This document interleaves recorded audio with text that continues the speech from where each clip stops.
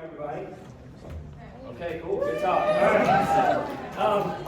My name is Johnny Cook. I'm the SG advisor at Gulf Breeze High. I'm the AP psychology teacher at Gulf Breeze High. I do a little bit of motivational speaking on the side, but as you'll see very soon, it doesn't pay the bills. So, no, I have some content online. If you want to engage with me, those will be the two platforms to find anything that I have. We'll look at that at the end. You can email me if you have any questions about anything or you want to engage in some of this in the future. So, when I was thinking about this, I was like, well, okay, we got a room full of leaders, we have a room full of student government body officers, we have a room full of people who have full schedules, and we have a room full of teenagers and advisors. And so what is a topic that everyone could benefit from hearing? And so this is what I landed on. Balance. Okay, balance. It's the beginning of the year. How many people have New Year's resolutions? Start with had it. You get have or had. Okay, if at any point in 2024 you made one. Okay, how many people are still currently sticking with their New Year's resolution? Like 17. Cool. So there's a lot of reasons why that happens. I'm of the personal opinion, which we'll get into in a second, that the reason why our goals, our resolutions, our life change habits all fall apart are related. They're related. And so I think if you look at all of the things that can rob us of the best possible life that we're living, they're going to be related things. And so I'm going to talk about how you as a leader, we just saw some potential candidates for state positions, and leaders in your school, whether you're an athlete, whether you're a student body officer, whether you're just a part of a club, everybody has an organization that they're a part of. And as an organization that you are a part of, you have a role that you play. And then inside of that role, you have to balance everything. And so I think regardless of where you're at academically, regardless of where you're at in your schedules, I know a lot of people have your varsity sports practices on top of your piano recitals, on top of, chorus and college admissions. And I mean, it's just stressful, right? So let's take a little poll here. How many people in here are athletes? Raise your hand if you're an athlete. A good portion of the room. Put your hands down. How many people in here are upperclassmen, juniors or seniors? Probably half the room or more. How many people are seniors right now? Okay, so the struggle is real. It's about to end because you've probably applied or you're close to applying. If you have not, you probably should do that because the options are getting thin. But you know what I'm talking about. You know what I'm talking about. It's that stage of your life, because that's what it is. It's a stage of your life where things are just falling on top of your head. So if you can't relate to this, we need to talk afterwards because I want to know your secret. If you can relate to this, I hope it's something that you get something out of. And so the angle I'm going to take here is that for you to be an effective leader in any capacity, in any organization, you have to be able to balance your life. So let's see what that looks like, right? So the first thing I want you to do, and I know you probably don't have something to write on, but that's okay. This is a mental exercise, okay? If you have something to write on, you can write it down. If you don't, you can think about this in your head. So let's shift the paradigm from New Year's resolution to personal goal for this year, okay? So just in the spirit of this exercise, I want you to think of one simple thing in 2024 that you would have. You don't have to share it. Don't cheat. Take somebody else's. Think of one goal that you would have in 2024. And I want you to think about goals.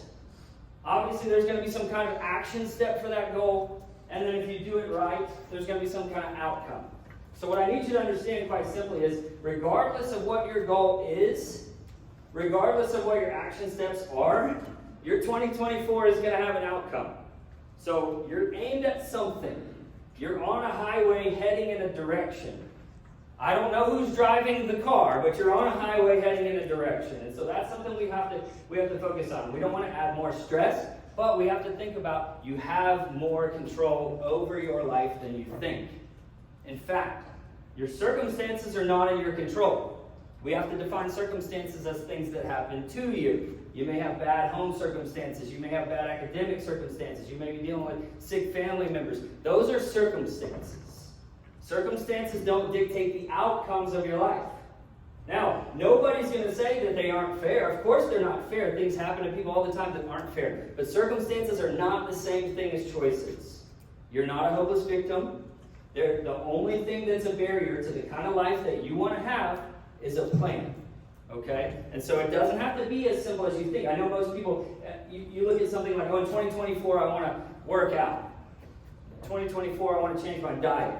2024 I want to scroll on my phone less. Like, those are good, but those are micro goals. I define micro goals as things that are measurable. Right? They're not short-term or long-term, but they're small. So your micro goals should actually support your overall goal for the year. So what we're going to look at today is a bigger macro goal of lifestyle change. And it's not going to cost you anything, but you are going to have to evaluate and prioritize. Or as I'm going to say, and I like to say, is you have to prioritize and you have to organize, right? So let's look at a goal for 2024. Now, this is not uncommon. Most people have a resolution or a one-year goal. But here's what you probably don't know. And the adults in the room can tell you because they should have this too. You should also have a 5-year plan. At all times of your life, you should have a 5-year plan. Even when you're old like me, you should have a 5-year plan. So 5-year plan can change, the target can change, but it's something to aim at. Action steps to take. You're not just treading water, you're moving towards something that's a better life. So, 5-year plan, think in your mind. And if you're taking notes, you can write it down. Oh, I really feel like this is going to be a lot of clicks. I'm sorry. So, 5 years from now will be 2029.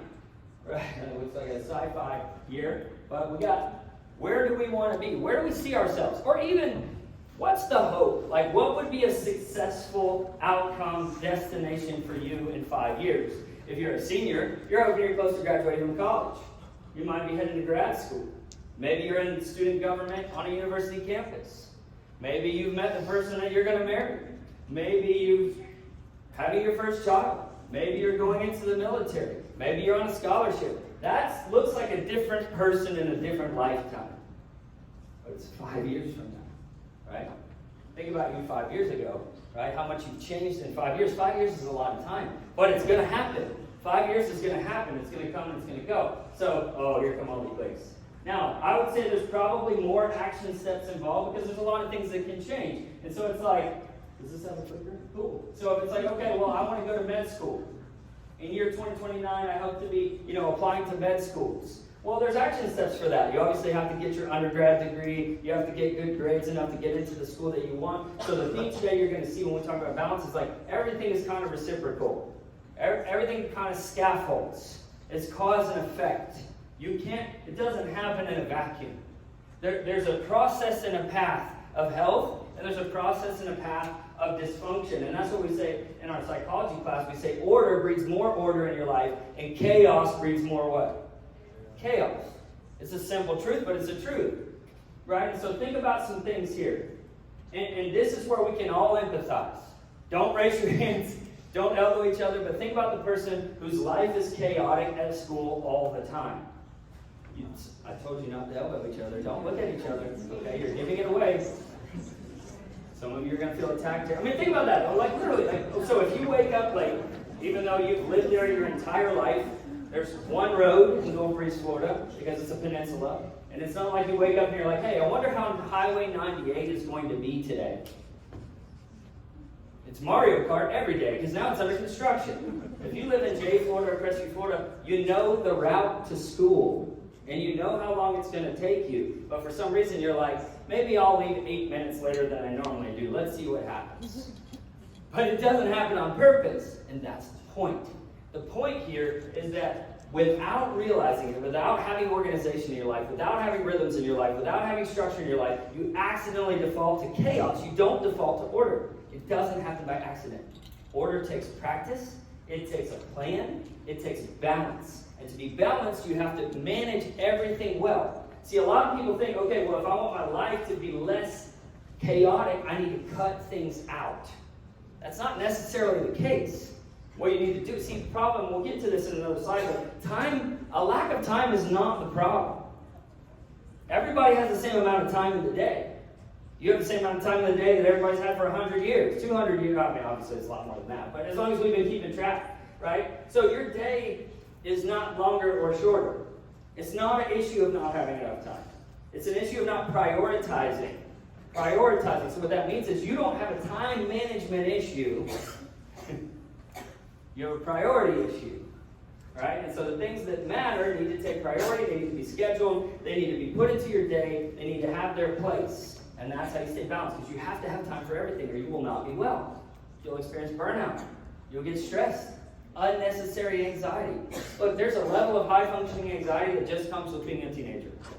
That's just par for the course. I don't say that lightly. That's just very literally true. But there's a level of stress and chaos and cortisol and just fight or flight that you don't have to experience. And so as much as you can control, we're going to look at balance and order in your life and what that entails. So I want you to think about that person 5 years from now. Because if you never thought about that, it's a good time. It's a fun little mental exercise. Try to picture you. Picture what you look like. What are your hopes and dreams going to be? What city are you going to live in? How much your life is going to be different 5 years from today. It's a little bit scary. But you don't want this to be a bad, ugly picture of chaos. Right? And we're not going to get into some of these dark issues, but you've seen this. You've probably experienced this. People who have a spiral into depression and suicidality. People who have a slide into addiction. People who have a slide into trauma. Not all that is their fault, but no one picks that for their life. I need you to hear that. Like, nobody chooses trauma. So as much as we can control it, notice I say you can't always control it, but as much as we can control it within our circumstances, we want to be as high functioning as we can. We want to be as emotionally well as we can. We want to be as in control as we can be. Right? So I'm not going to promise you can control the outcomes of your life. That's not true. We don't know what the future holds. Right? Probably left on time from Panama City this morning to get here and something happened to your van. It's Murphy's Law, right? You can't, it's no one's fault. It's what it is, right? Is that what happened? Am I wrong about that? Yeah. Okay. See, I mean, that's a good, it's stressful. It's a good point. It's a good example. That was no one's lack of planning. That wasn't like, oh, we could have avoided this. Like, you need to understand that. I'm not blaming anybody for their circumstances, but as much as we can control, let's try to see how orderly we can be, right? So let's look at this. If you're going to be an effective leader, it's kind of the thesis of the topic today. You have to be well. You have to have balance in your life. You cannot effectively lead in any capacity, in any role, whether you're an athlete or whatever, if your life is falling apart. If you're experiencing burnout, and advisors, I know you experience that too. I experienced that. So it might look different for different people, but how do we avoid burnout so that we are emotionally available? I'll just share it with you. I'll go ahead and tell you that's kind of my goal for 2024. In past years, I've had more balance in my life during my school day. I have a lot of students. I have 242 students right now. So I have a lot of students, and I want to be emotionally available for them when they need my help.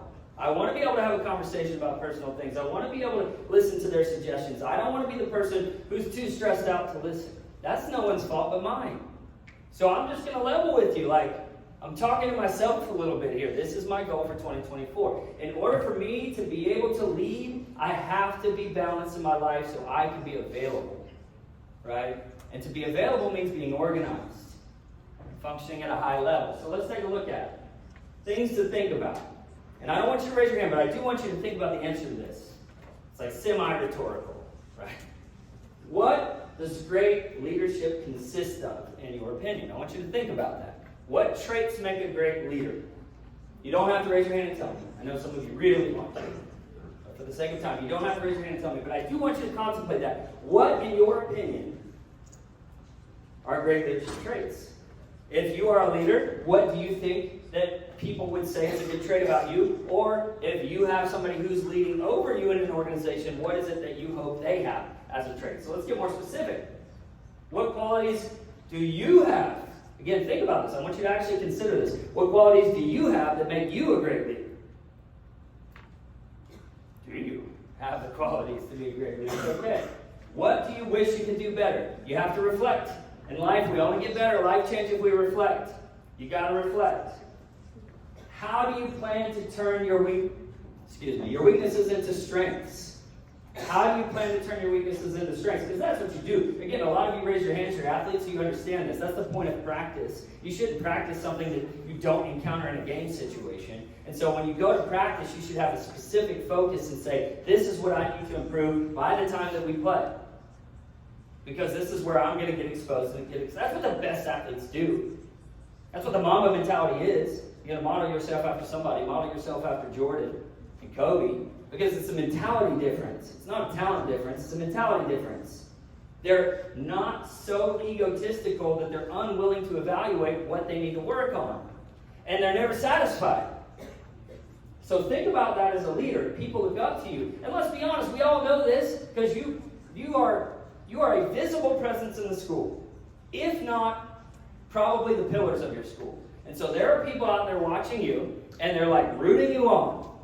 But we also know this. There are people out there in your school who are watching you in this organization, and they are rooting against you. And they are waiting to see the perfect academic SGA leaders do something wrong.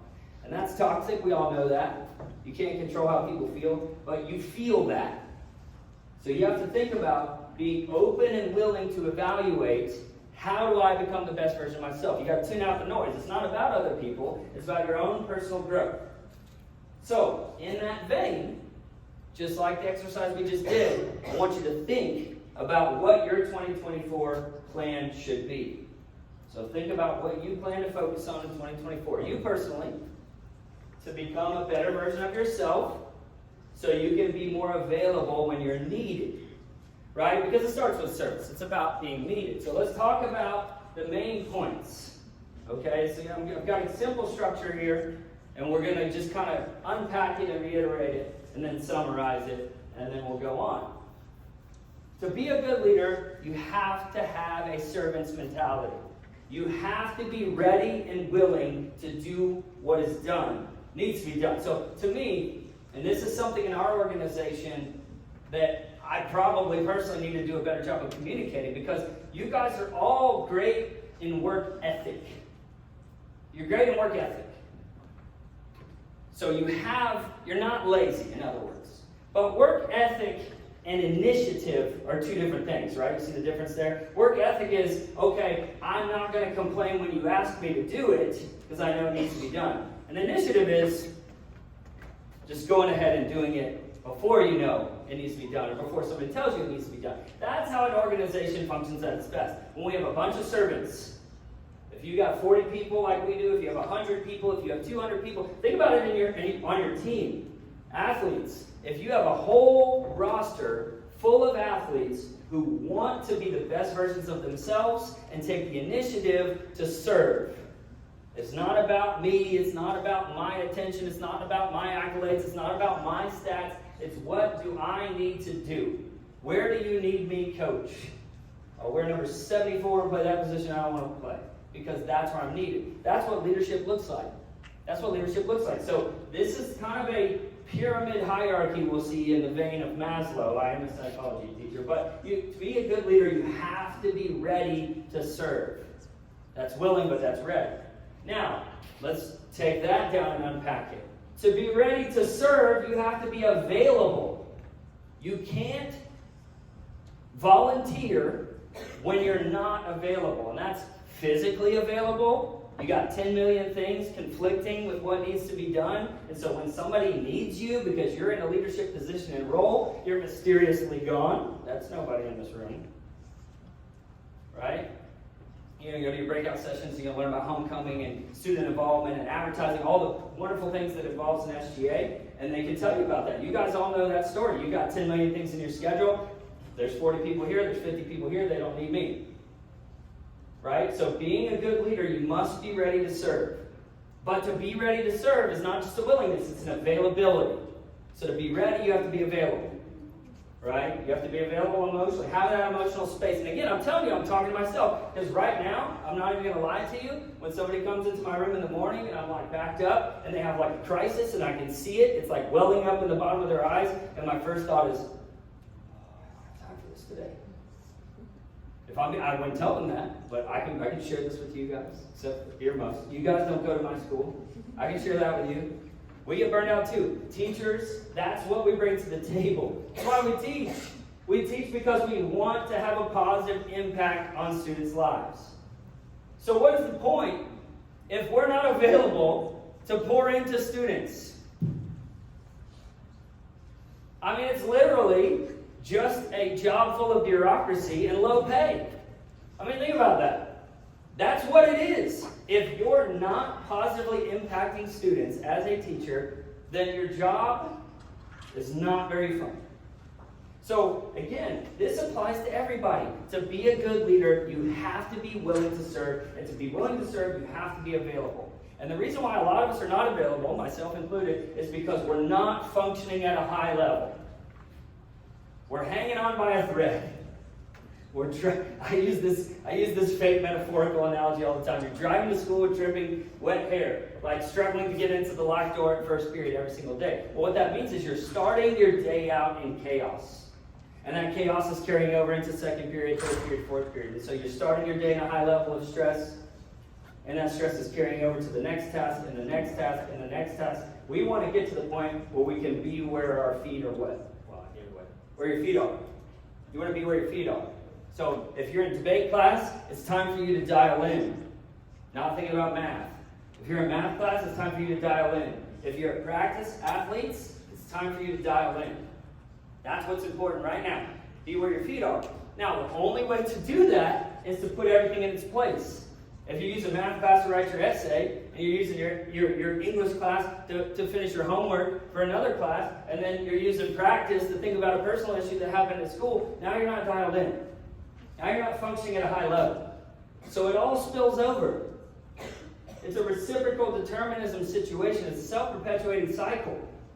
Right? To be a good leader, you have to be ready to serve. To be ready to serve, you have to be available emotionally and physically. And to be available, you have to be functioning at your best.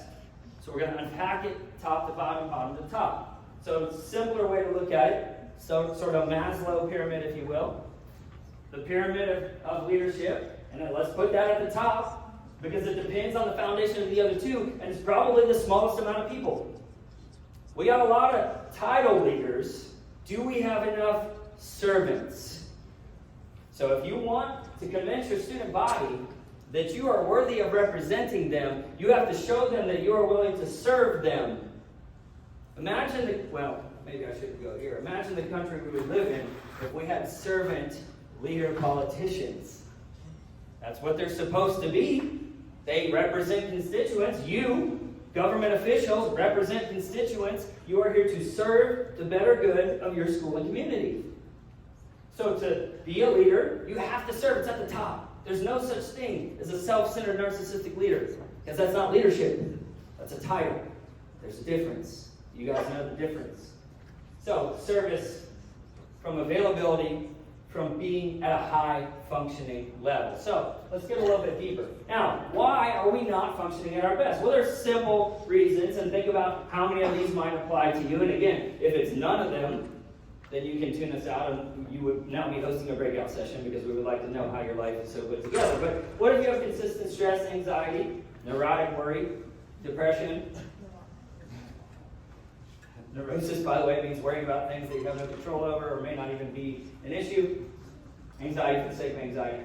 Burnout, it's a big one for us, all of us. Let's be honest. You got homework, you got essays, you got college essays. Your mom's like, why don't you have a 9.2 GPA? How come you got into Stanford? And you're like, Mom, it's 3%. It's like, no, you're out of the family. Get out of here. I mean, I'm sort of kidding. Kind of exaggerating. You guys know the struggle. There's a lot of similarities in this room. We're burned out. In a special, magical period of your life, you're not available. You're not enjoying it. You're not having fun. You're looking at other people and you're like, well, those people are going to parties and they're at the beach right now and I got to study. And it's like, well, yeah, that's unfortunate. How do we make it all work? How do we have time for everything? So burnout is real. What it's like to sleep? Don't even pretend. Don't even pretend like anybody in this room gets enough sleep ever. Okay? It's important. It's not just a suggestion. It's a biological need. You don't get enough REM cycles, you will die. Okay, I'm not a doctor, but that is true. You will die. But you're not dying from lack of sleep. You're getting just enough REM cycles to function, but not at a high level. High function. And I know why. Well, I can't sleep because I got too much stuff to do. Well, exactly. We're going to unpack that. Poor diet. Yo. Stop eating some of the empty calories and put food into your bodies that will actually give you energy and fuel you for the day. Brain food, right? Lipophilic proteins, fatty acids, things that your brain needs, that your body needs to run at a high level. You guys can talk to your health teachers about that. It'll kick up your metabolic systems. You'll be a better version of yourself. Not getting enough water. You don't get enough water, your brain doesn't function well. You have mental fog, fatigue. A lot of these things are related, right? Unhealthy relationship patterns. Sometimes they're in your control. Sometimes they're not. You can't change your family dynamic. You can't. That needs to be stated. That needs to be admitted. No one. It's not like, well, this applies to everybody in the room but me. Because you just don't understand. It's like, no, let's openly state there might be a dynamic in your life that's toxic, that's out of your control.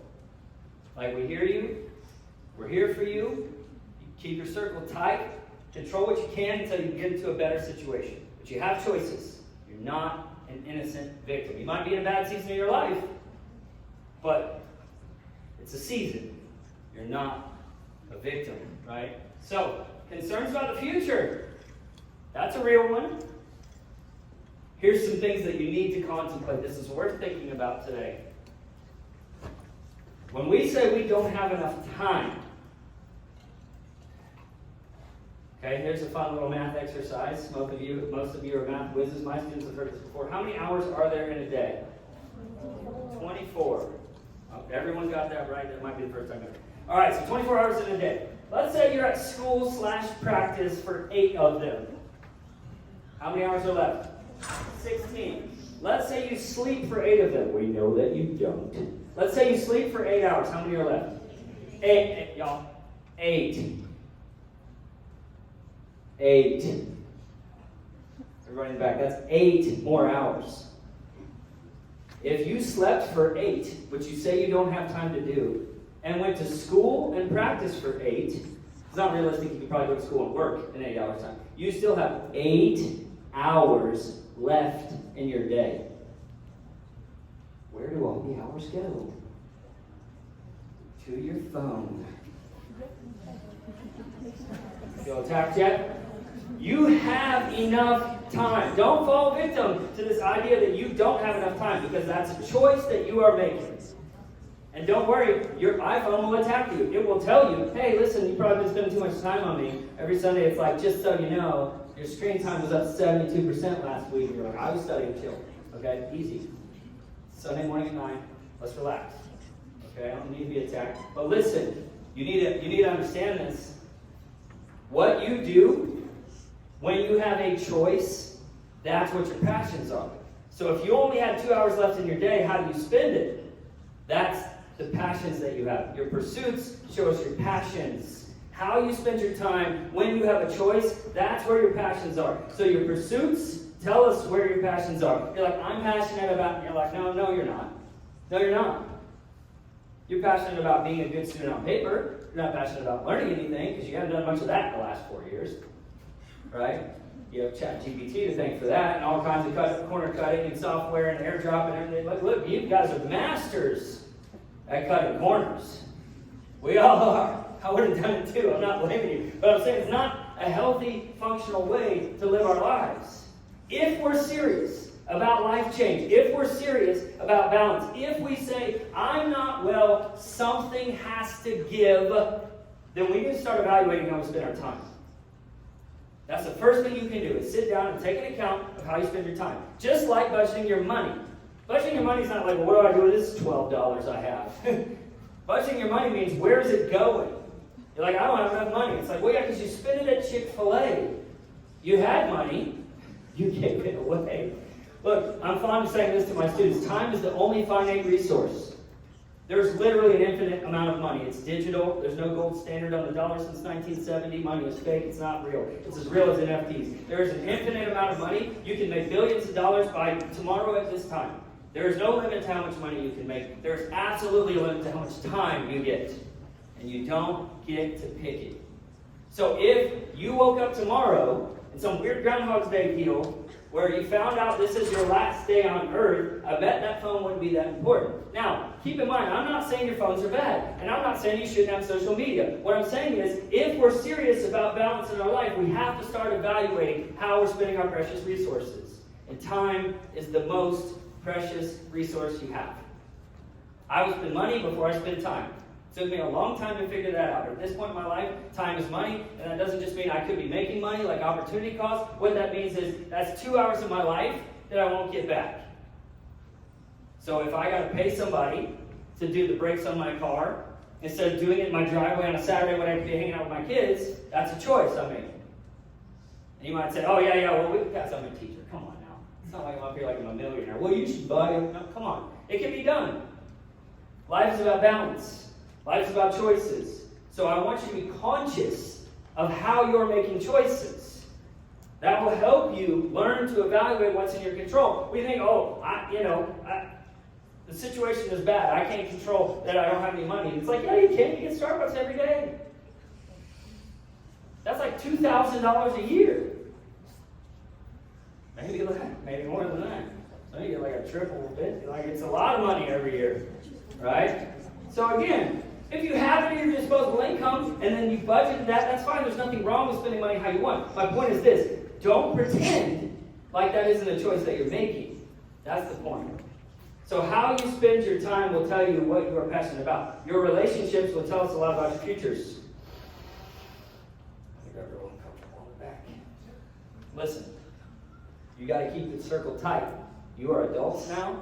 I know you've known Pookie Bear since 2nd grade. You just can't let him go. Look, he's sinking into the ocean faster than you can save him. Get off the ship. Get off the ship. Some of you all need to hear this. And what we're going to give you is a big pair of scissors to cut toxic people out of your life. You don't have time for that. Oh, loyalism. Okay, you can beat Sellies then. Sell block C. You can be roommates together. Look, you don't have time nor the ability to fix broken people. That doesn't mean you don't be supportive to them when they come to you, but that's not your job, and you don't have time. So you're going where they're going. Pick the 5 closest people close to you and look at the road that they're puttering down. Don't elbow each other. That's where you're going. So if you're like, oh, I want to go to this Ivy League school, and who are you hanging out with? Right? That's what an anchor does. The anchor is the heaviest part that keeps the boat from moving. That's what it does. Listen, who you hang out with matters. You become the people closest to you. So let's unpack it. You're like, okay, we hear you, blah, blah, blah. You have to understand that this is more real than you think. This is not a psychological theory. This is something that we're not going to delve into, that some of you in medical academies and anatomy, you understand this, Philip. But I need you to understand this basic principle. Your brain has access points to your bloodstream. That's how it controls your body, it's how it controls your endocrine system, it's how it controls your hormones. So this is a fancy way of saying what starts in the head affects the body. It's called psychosomatic. Psychosomatic starts in the head and affects the body. This is the stress pathway in your brain, the HPA axis, from the hypothalamus to trigger the alert by the amygdala to the pituitary gland to the bloodstream for adrenaline. Why do we bring that up? Adrenaline, cortisol, norepinephrine, glutamate, these are brain and body activators. And some of you are in a constant state of physical hormonal alarm. And if you're in a constant state of alarm, it's because your brain thinks you're under attack. And so it's freeing up chemicals in your blood to fight off a saber-toothed tiger or to run away. And you're sitting in class taking the test, and your brain's like, why isn't she moving? We gave her a lot of adrenaline. And you're like, I have test anxiety. Of course you do. It's because your brain thinks you're in danger. You're not. You're in danger of failing. But adrenaline is not going to help you with that. So I need you to understand, like, this is not just like a fun little TikTok. Like, this is real. This is brain chemistry and blood chemistry. It has a huge impact on your metabolic system. It has a huge impact on your heart and your cardiovascular system. It has a huge impact on your T cells, your ability to fight infections, your immune system. Stress is no joke. So as much as you can, you want to limit your stress to things that are actual threats to your health. It's like the first level question is, what's the difference between fear and stress? An actual threat. I'm afraid because I might fall off this cliff. That's real. I'm afraid because I don't know what. I don't know what. That's anxiety. It's the same chemical with no cause. So there is a purpose for this system. And it's not because you got up too late and your life is in chaos. Right? So, casualty of the stress response is cognition, brain fog. You cannot function at a high level when you're in a constant state of alarm. It's just not a theory. You just can't. So, let's land the plane here by looking at what we do about this. So, if we're too stressed, we cannot manage everything that we have as a commitment on our plate, that means we're going to suffer from burnout. Teachers and students, because there's only so much energy that you have. And you might say something like, look, I don't have emotional space in my life for this relationship. We need to take a break. That's fair. That's real. Because you know how much energy you have. Because you can't go to your teachers and be like, look, I really want to do your homework. It's not you. I don't have enough emotional space in my life for literature right now. And so I'm just going to have to cut you out of my life. Coach Cook says it's toxic. He gave me a pair of scissors. I got to break up with you. I'm sorry, Mr. So-and-so, whatever.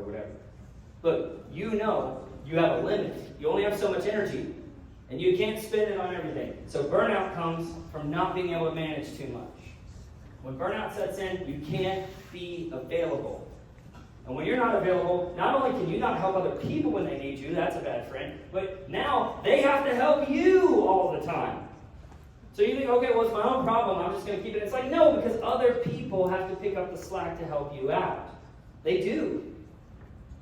It's not just you can't be available, which is already bad enough. Like, you have responsibilities. You might have to do stuff around your house. You might have a job. You might have, you might be active in your church group. You've got a role to play, and you're not available. And so you're cutting things out of your schedule because you can't manage things in your life. So it affects you in multiple arenas of your life. And you know that, right? Burnout is a real concern. So, we know where this is going. How do we avoid unnecessary alarm and stress and cortisol and burnout? Well, the simple answer is balance. But it's more complicated than that, right? So I like visualizations. So I wanted to take away that if you didn't take notes, so we're going to make this kind of the triangle of balance, if you will. Okay? This is the triangle of balance. To have the highest functioning version of yourself, you need time management, you need healthy rhythms in your life, and you need self-care. Where does school go? Nowhere. No. Okay, no. We're going to prioritize what's important so that we can manage everything that matters in our life. Look, school is important. So are relationships. You only get one season of high school. You only get these 4 years. Well, some of you are 5 years. Some probably not in this room. You only get 4 years. Enjoy homecoming. Enjoy prom. Enjoy the things that make being a teenager fun. Take some time for yourself. Hobbies are important. People are important. Playing with your dog is important. Going to the beach is important. These things are not secondary or tertiary. Learned a word today. These things are a part of a healthy, balanced life. So let's talk about what we think that means. Time management. Well, how do we budget our time effectively? Okay? So if you're like, all right, I hear you, I got you, you had me 10 minutes ago, now what? Well, you have to understand that time is a limited resource. Time in your day, time in your week, time in your month, time in your year. So you have to plan that. And I mean that literally, not figuratively. You should actually, on paper, plan your week. And here's what you do. You do a good job of writing down when things are due. If something is due on Friday, you flip open your planner, bring it in your calendar, you're like, oh no. It's not real helpful to learn on Friday that you have an essay due on Friday. That's not real helpful. So most people have figured out from like middle school to write down due dates, and that's a step in the right direction. But don't plan when things are due. You should put that in there. But you also need to actually plan when you're going to work on them. I tell my students this, that my wife laughs at me because I'm a very chaotic person. Right? I'm a very chaotic. Orderliness has been a struggle for me. Okay, I have had to work really hard to be organized because my life will fall apart. I would lose the power on in my house, not because I don't have money to pay, but because I just forgot to pay the bill. That was my life in college in an apartment. So it took some okay, life change, focus. How do I do this? I plan it. I have this calendar that says mow the lawn. And my wife's oh hey, storm day. You think you're going to work on that thing today? And I'm like, nope. She's like, why? You have time? I'm like, that's tomorrow. She's like, I don't understand why. That's tomorrow. So I'm not saying you have to be that stringent, but you need to keep everything in its place, because here's what you guys do. You're overachievers. If you have an extra hour in your day, you're going to fill it full of stuff. You're going to fill it full of stuff, probably not stuff that you need to do. You're like, I got to get ahead. I got to write this essay. I got to do X, Y, and Z. And then you have this mental breakdown where you're and then you don't do anything. Feel attacked yet? No, you need to schedule your days. If you have to write a college essay, write down the 2-hour block where you're going to write your college essay. Because not only is that going to keep you organized, there's a mental win in that. There's a dopamine satisfaction in completing a task. If you haven't opened the Tasks app on your phone, that's a thing of beauty. It can stress you out if you look at it, but it shows up every day, and you get to click it. Right? That's a satisfying thing. I'm telling you. You don't believe me. I'm telling you. Just start small. Right? You're don't fall asleep during this speech. And then when you don't, click on it. Okay? Click on it. It'll help you. Right? I'm telling you, don't take that lightly. You have too much, and here's the thing. What will help you in the mental stress aspect is you're not going to be wondering frantically, what am I supposed to be doing right now?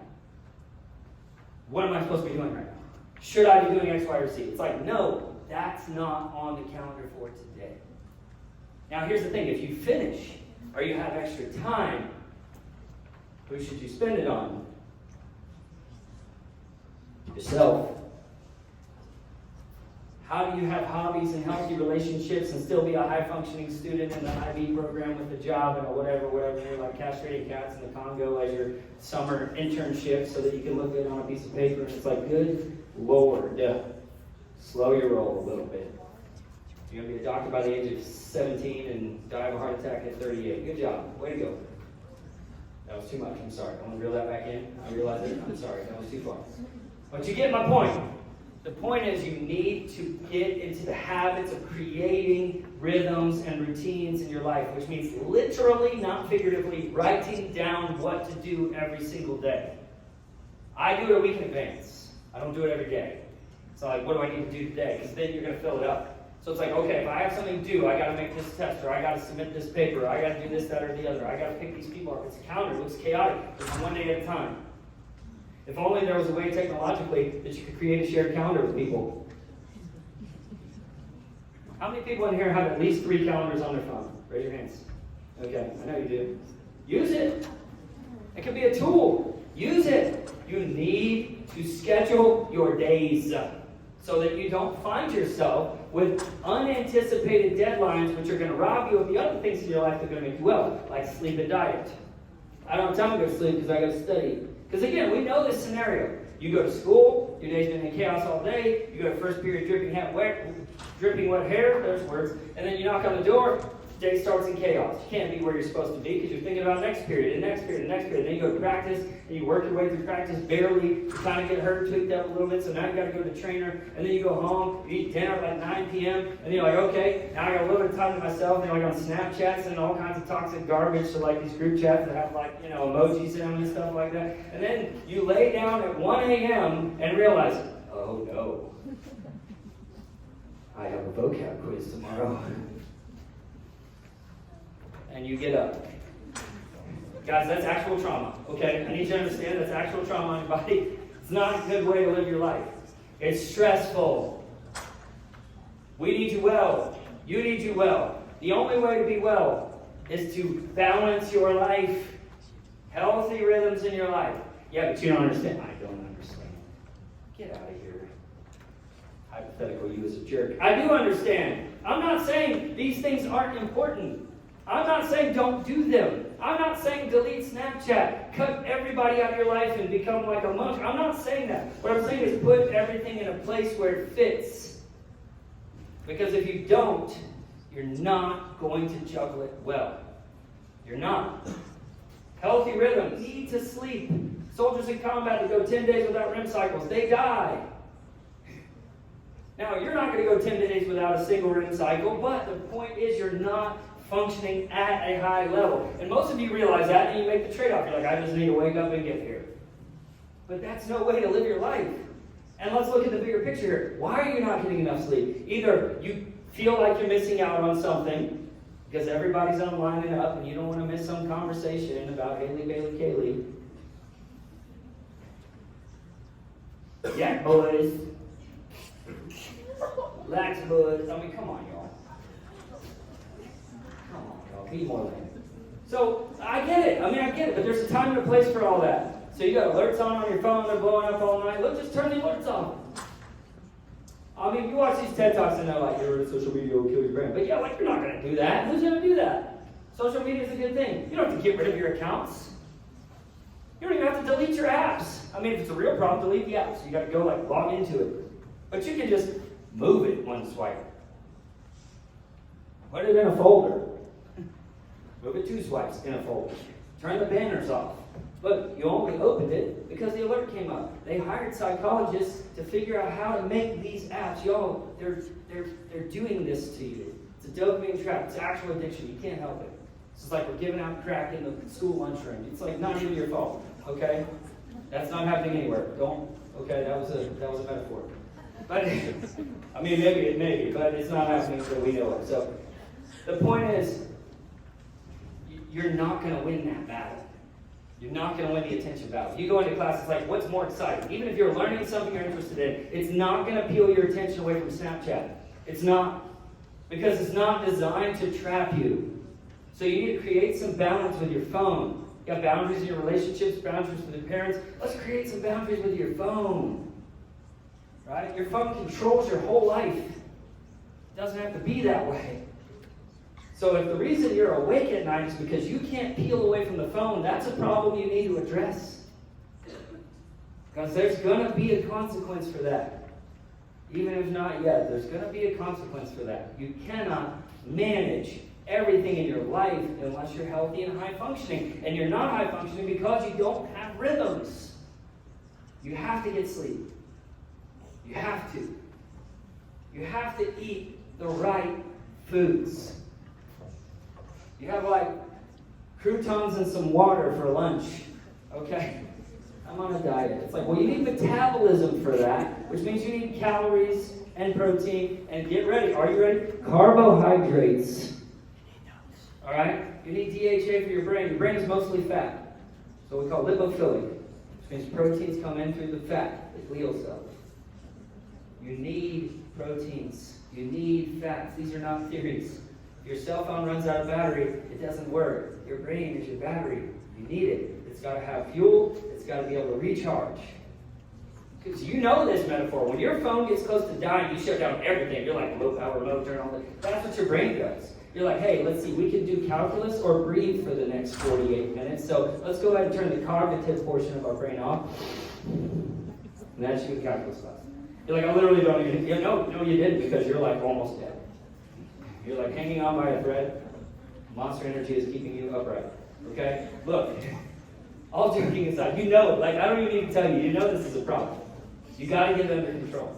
Self-care.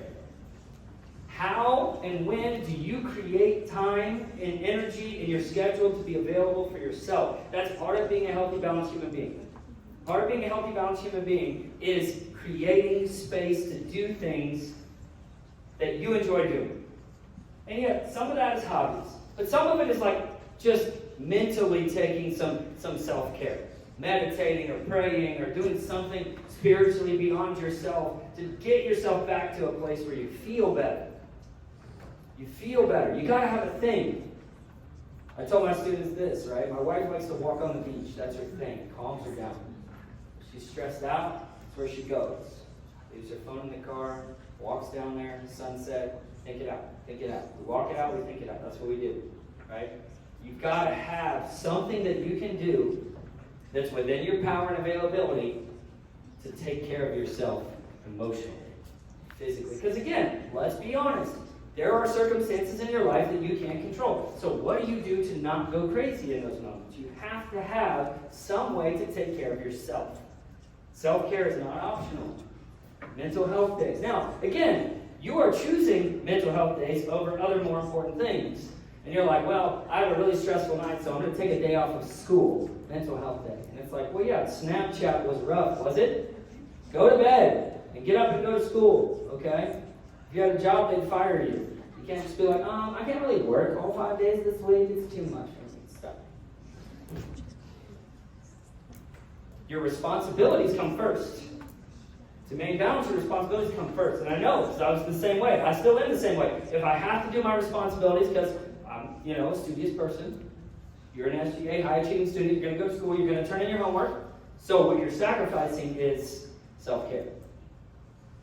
So responsibilities come first, but there's a way to have all of this. You have to balance yourself. You have to balance yourself. Time management, healthy rhythms in your life, self-care, right? Relationships, that's a type of self-care. Teaching people how to treat you, what you allow. As coaches, we say what you permit is what you promote. And what that means in school is like if your teachers don't mark you tardy, they're telling you it's okay to be tardy. Same thing happens in your relationships. What you allow in your relationships, you're training people that that's acceptable behavior. If I was not so worried about this microphone, I would drop it. Have enough self-love to create some healthy boundaries. Just let that one hang in the air like a little bit of fog for a second. Now you're stressed again. Here we go. Relationships are part of that self-care. They should be a positive part of your life. Friendships, significant others, parents, siblings, those are all relationships. And they matter. Why? Because if they're bad, they can rob us of joy. They can make us stressed out. They can make us stressed out, right? So those are things you want to get right. So it's a kind of a triangle of balance. Those things will all positively affect each other. Because if you don't get them right, like a lack of time management is going to take away from your rhythms, right? And if you don't have rhythms in your life, you can't take care of yourself. You can't take care of yourself, now your time's kept. Like, that's the whole thing. It's the arrows. I like that, right? It's reciprocal. It determines everything else. These are the things that you want to try to focus on getting right. So if you need a goal in 2024, and you have not created one yet, let's try to create some balance in your life. Let's try to create some rhythms. Let's put some things in their place so we can be where our feet are. Right? And why? Right? Well, there's another one. Mindfulness, yoga, meditation, prayer. That's a type of self-care. Channeling energy into something bigger than you. That'll help you. When you feel powerless, give in to a higher power. You don't have to worry about it. You don't have to carry all that. Right? So, this is a good visual if you're a visual person like me. What does good leadership look like? Let's wrap it all up. Great leadership comes from a willingness to serve. But you can't serve if you're not available. And you're not available because you're not functioning at a high level.